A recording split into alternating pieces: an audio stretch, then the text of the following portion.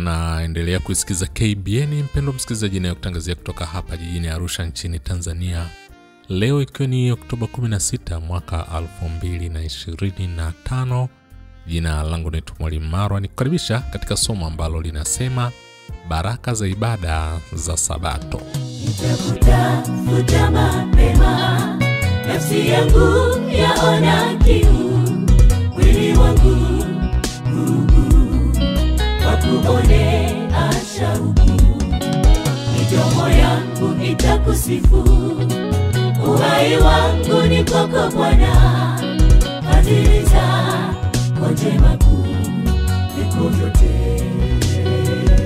Kitabu cha Ibrania sura ya 10 mstari wa 25, maandiko yanasema, wala tusiache kusanyika pamoja kama ilivyo desturi ya wengine, bali tuonyane na kuzidi kufanya hivyo kwa kadiri muonavyo siku ile ikiwa inakaribia.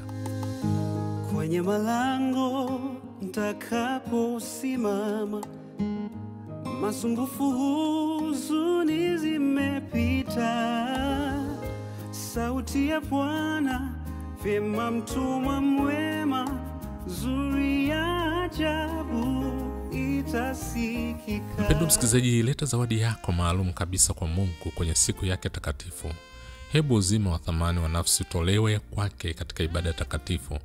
Kila mtu anapaswa kuhisi kwamba ana sehemu ya kufanya katika kuufanya mkutano wa Sabato kuwa wenye manufaa. Hampaswi kusanyika pamoja kikawaida kama jambo la mtindo tu, bali kwa ajili ya kubadilishana mawazo, kwa ajili ya kusimuliana uzoefu wenu wa kila siku, kwa ajili ya kuonesha shukrani, kwa ajili ya kueleza shauku yenu ya kweli, ili kuangaziwa na Mungu, mpate kumjua Mungu na Yesu Kristo aliyomtuma. Kubadilishana mawazo kuhusiana na Kristo kutaimarisha nafsi kwa ajili ya majaribu na mapambano ya maisha. Kamwe msifikiri kwamba mnaweza kuwa Wakristo na bado mkawa na utengano. Kila mtu ni sehemu ya mtandao mkubwa wa wanadamu, na uzoefu wa kila mmoja unaweza kuamliwa kwa ukubwa na uzoefu wa wale anaoshirikiana nao. Kwa nini hatufikii 100% ya baraka tupaswayo kupata kwa kusanyika pamoja ili kumwabudu Mungu? Uwezo wetu wa ufahamu unahitaji kunolewa.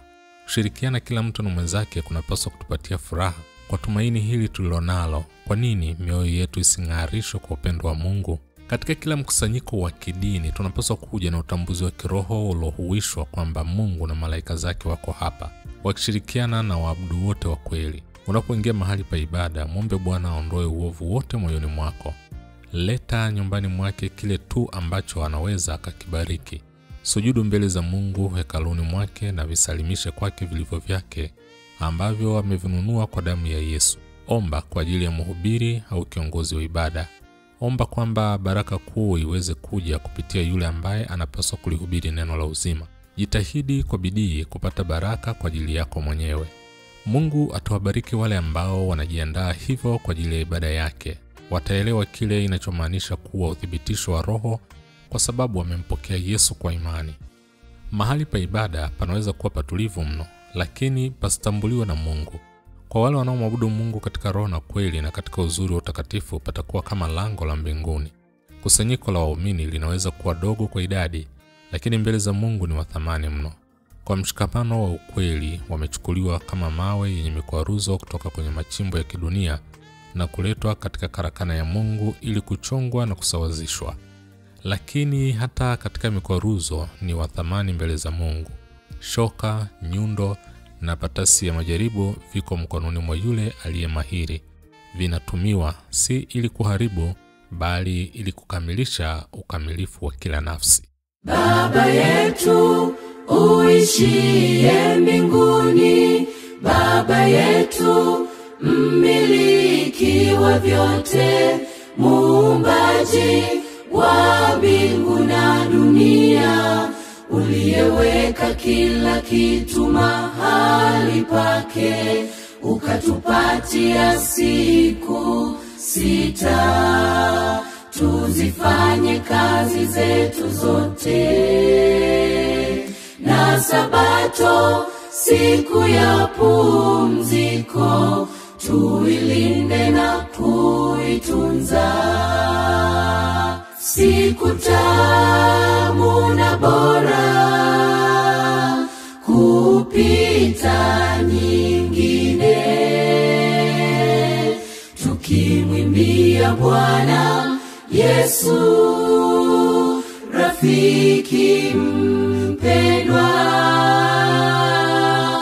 Raha na furaha, mwanga wake ni urembo wa Yesu, atatunywesha tele maji ya uzima. Usitende kazi wala mwana wako, wala mgeni aliye ndani ya malango yako. Maana kwa siku 6 Mungu alizifanya mbingu na nchi,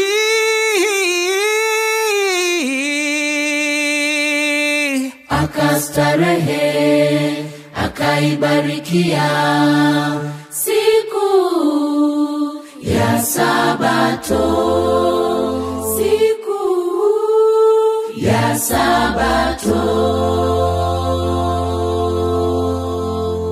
Siku tamu na bora kupita nyingine, tukimwimbia Bwana Yesu, rafiki mpendwa. Raha na furaha, mwanga wake ni urembo wa Yesu, atatunywesha tele